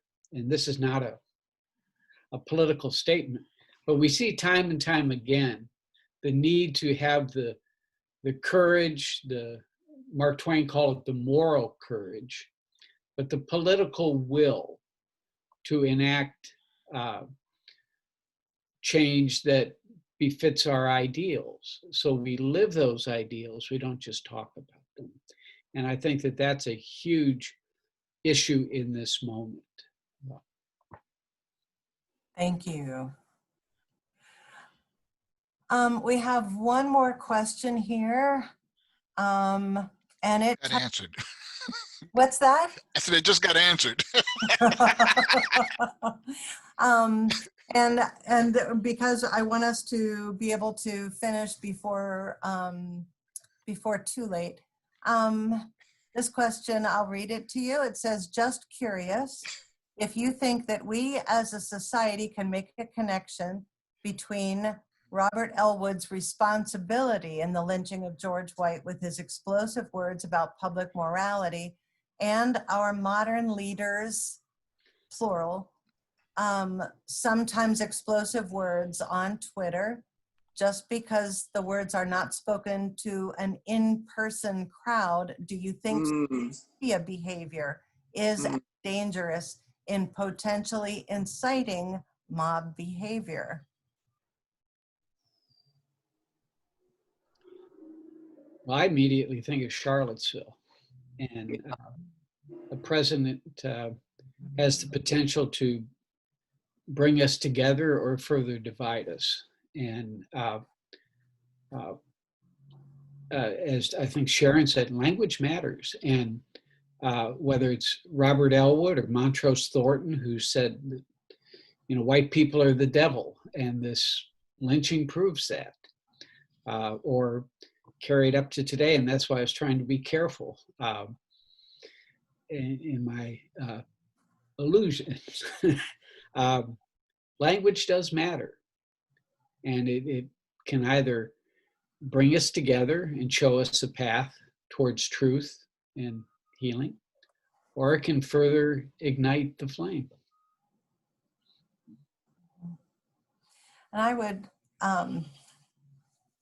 agree that our words matter enormously, but I also so appreciate our, as Rourke had mentioned, our willingness to begin talking about it. There is so much more to be talking about with all of this, because, as Stephen said earlier also, it's not comfortable. It's not, there are lots of times where we don't want to get into that part of something because for a lot of folks, there's fear of offending someone, a fear of sounding stupid, a fear of sounding racist, a fear of saying the wrong thing. And that's the part of it I want us to be able to move past so that we can speak really honestly and ask honest questions about things. There's a comment, it says one more here that came along. This is not exactly a question, but a comment. I grew up in a Presbyterian in Delaware, then moved to Louisiana 40 years ago. it's been eye-opening to hear about this tragedy, as I never learned about any lynchings in Delaware, surrounded as I have been with the history of Louisiana. Very humbling to hear this story. And I would add to that, when we went to the dedication of the George White Memorial Marker, very prominently on the marker, it says that the crowd was incited to the lynching by the words of a Presbyterian pastor. So there were several of us who were there representing Newcastle Presbytery at that dedication of that marker. And studying the things that Dennis was talking about, how the Presbytery deliberated and how they split hairs. Was Elwood dishonoring the word of God or not? Was he behaving in a way that was unseemly or not? Was he advocating for lynching when his words, so carefully crafted, had been, he wasn't advocating lynching, he was saying that the judges have to come back soon, because if they don't, oh my goodness. That wasn't all he said. That wasn't all he said. But that could go on for minutes, and I know we're close to being near our end. But towards the last comments, I guess it was question number 4. Our educational system also could do differently in sharing truth. Only some things are mentioned in the teaching. Trail of Tears may not get mentioned.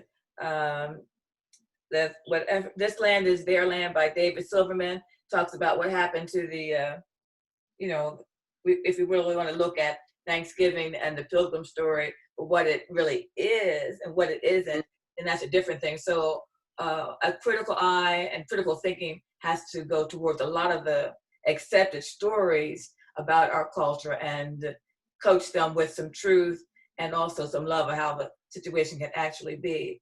So as a former educator, I just have to say 2 or 3 books were mentioned. And so of course, book discussion groups have been going on forever, and they could be a part of this. And more than likely, there will be several different things that will come up as alternatives or ways and things that can be done to continue to have the discussion, to develop a community around talking about the issues of race. Sometimes a model can be used that has to be coached with people having guidelines about how we're going to talk about this. And sometimes we may need to talk about things in groups apart from each other. So some of the women, some of the African Americans might need to talk, and some of the Caucasians might need to talk, and people with disabilities might need to talk. And then we can all share the information that we've gained in those groups. And I do think it was a good thing to start this month. And this is today's what date? 16th. We're in that season. We're in that June season, that June week of things that happened. Yeah. This was a nice scratch at getting these conversations rolling around. What will we do to make things like we want them to be? And so much of it, Sharon is the one who had pointed out to me how poorly our schools deal with Reconstruction. Those years that between the end of the Civil War and when the backlash against Reconstruction came in, where the lynching, those spectator lynchings and so forth became so frequent and prominent. And the Equal Justice Institute, what does Brian Stevenson say? Rourke, he says something that slavery to Jim Crow to civil rights, slavery to lynching to Jim Crow. Do you remember? No, I don't. Okay. But it's sort of like things change and they don't. that things are, that racism seems to find its insidious way back into things. So much of it is, as Sharon said, education. we are planning so many things as a presbytery, opportunities for reading, for conversation, for curriculum that you can use or that we can present and share. We are having a especially called Presbytery meeting in July that will be all about racism. It's not that we can make a statement and have a couple events and say like, that's all better now. This is the kind of thing that we need to keep leaning into and moving towards, and holding one another accountable for continuing to stretch and grow and learn so that we can change things. The church can't be the last one on the bus for this. The church really needs to be at the forefront. From slavery, somebody has it here, from slavery to Jim Crow to segregation to mass incarceration. That's right. Mass incarceration. Yes. Thank you for that. Oh my. If I can just, well, Michelle Alexander does a great job in her book on illustrating how slavery morphs or from time to time, or Jim Crow, and even in the 13th Amendment, there's an exception. So it forbids or abolishes servitude with the exception of incarceration. Okay. And also, just like to get a plug in before we leave, Reverend William Barber is spearheading a online march this Saturday, the Poor People's March. And because I am a child of the 60s and was impacted by Dr. King, one of the things we want to underscore is that one of the things that was happening during Dr. King's the latter part of the movement, he understood that it was not simply issues with African Americans, that it was issues across the board with people of color and poor people. And so for those that, I would encourage you to look for information on the Poor People's March this Saturday, the 20th. All right, thank you, Roy. Okay, two things here. One of them, a comment: when white people don't speak out, they are saying they are for it. Thank you for that. Then there's a question: what book would you suggest to a group to begin a discussion?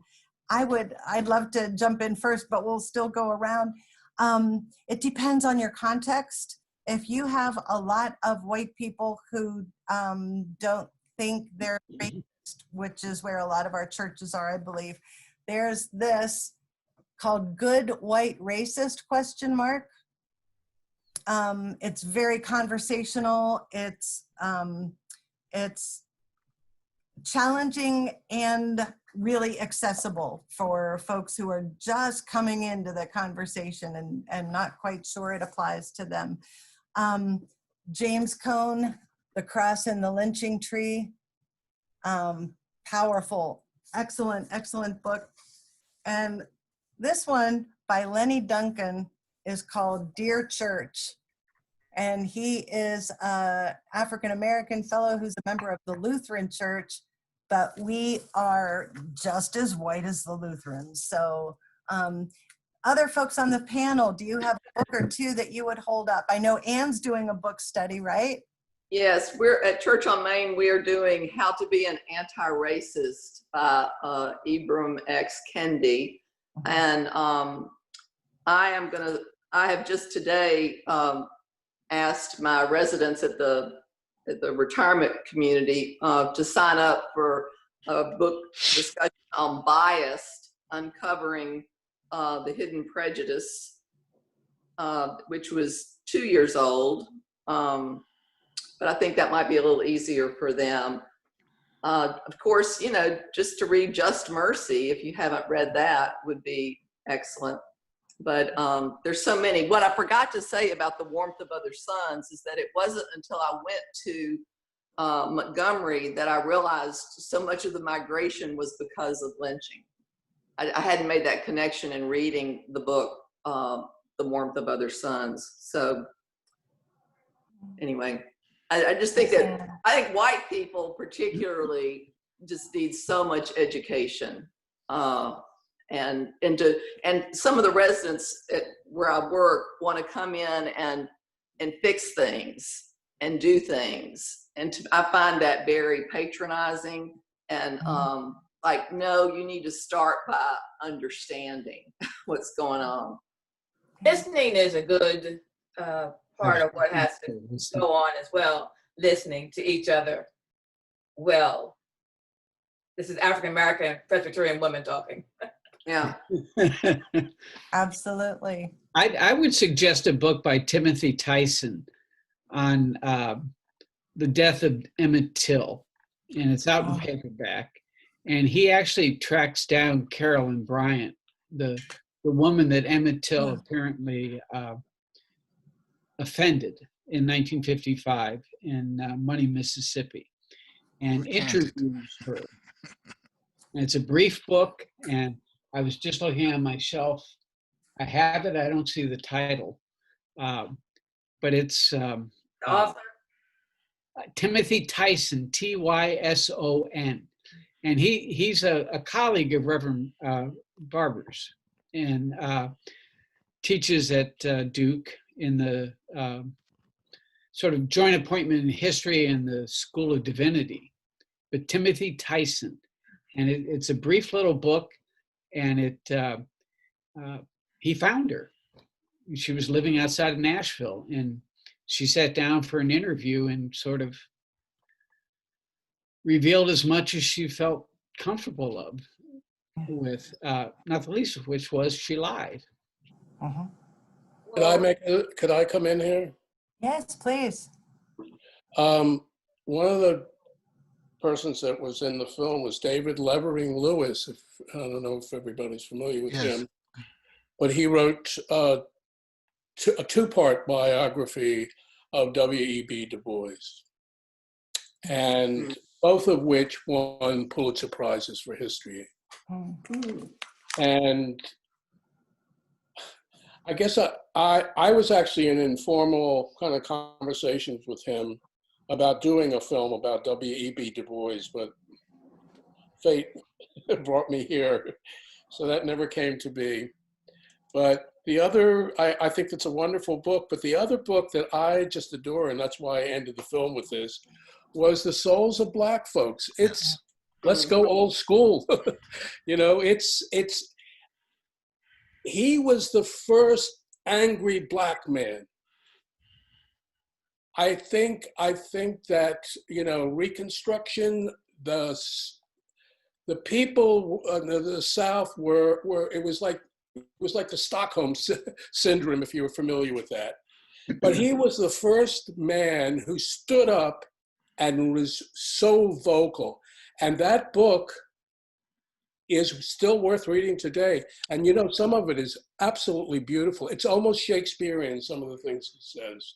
I love that book. And I truly recommend it. And I will tell you, he was he went to Harvard. He was a very prominent and serious academic, sociologist, demographer. And it wasn't until he went south, and I think, Dennis, maybe you know this, but did he go to Emory, I think? Went to Atlanta. Yeah, I know he was Atlanta University. He was president of Atlanta University, which is now Clark Atlanta University, my alma mater. Oh, there you go. Well, I was going to say that he first became enraged when he was walking one day and he passed a butcher shop, and in the window was a body part from an enormous spectacle lynching that had happened. And he wrote to the Atlantic Constitution this scathing letter, and that was the beginning of his life, as it were. Yes. Now, he had an amazing, amazing life, and it goes into many, many different aspects, and including the back to Africa. You know, but it's a wonderful book, and Dr. Lewis's book, are two books, if you like, are really worth reading, I believe. Thank you. Tracy, Thank you. We have, let me are put are it, you go ahead, compiling a list? Sharon. Are you going to compile a list of all the books that were mentioned and get it to? Down some of them. I don't know if it's going to be exhaustive. We can help you recall some of the books that were mentioned. Let me tell you a couple more that came in through the chat window. Actually, this went away. Waking Up White.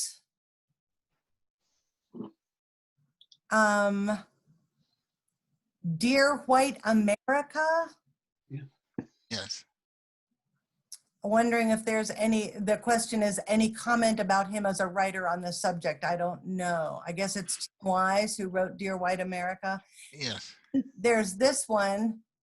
We have a couple more here. One is On the Courthouse Lawn, and it's about lynchings on the Eastern Shore, Newcastle Presbytery. That's by Sherilyn Eiffel.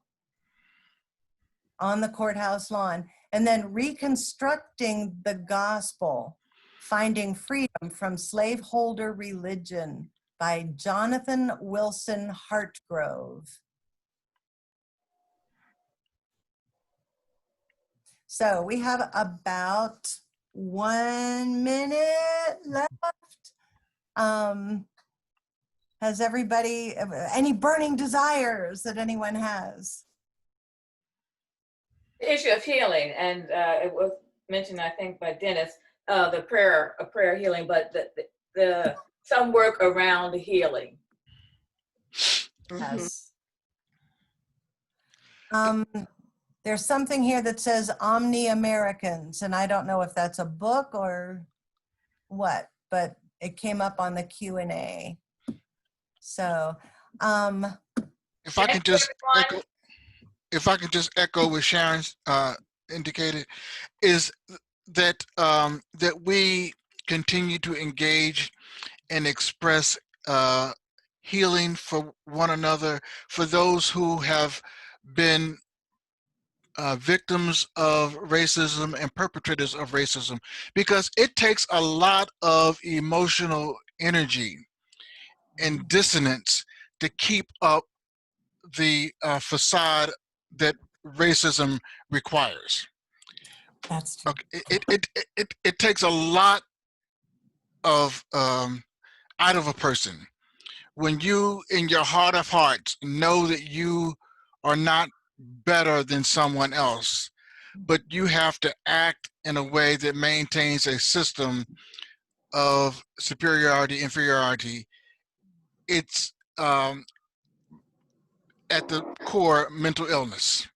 And so we need to pray for all folks involved in this dynamic.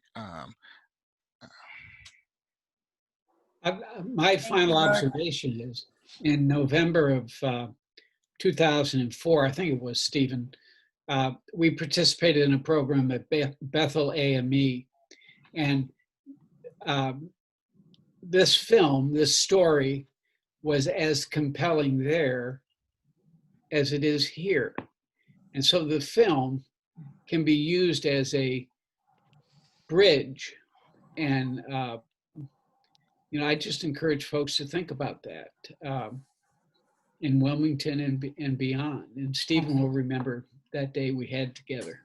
I not only remember it, but I was probably the first Jewish person that joined the church. I was a member of that church for communion. I rehearsed with the choir, and so and of course Sylvester Beeman is someone that I'm well acquainted with, and someone that I think one day the Presbytery and Bethel should get together with. I don't know when that day will be, when we will be free of this this pandemic, but maybe we could do it with another Skype. But I would love to see that happen.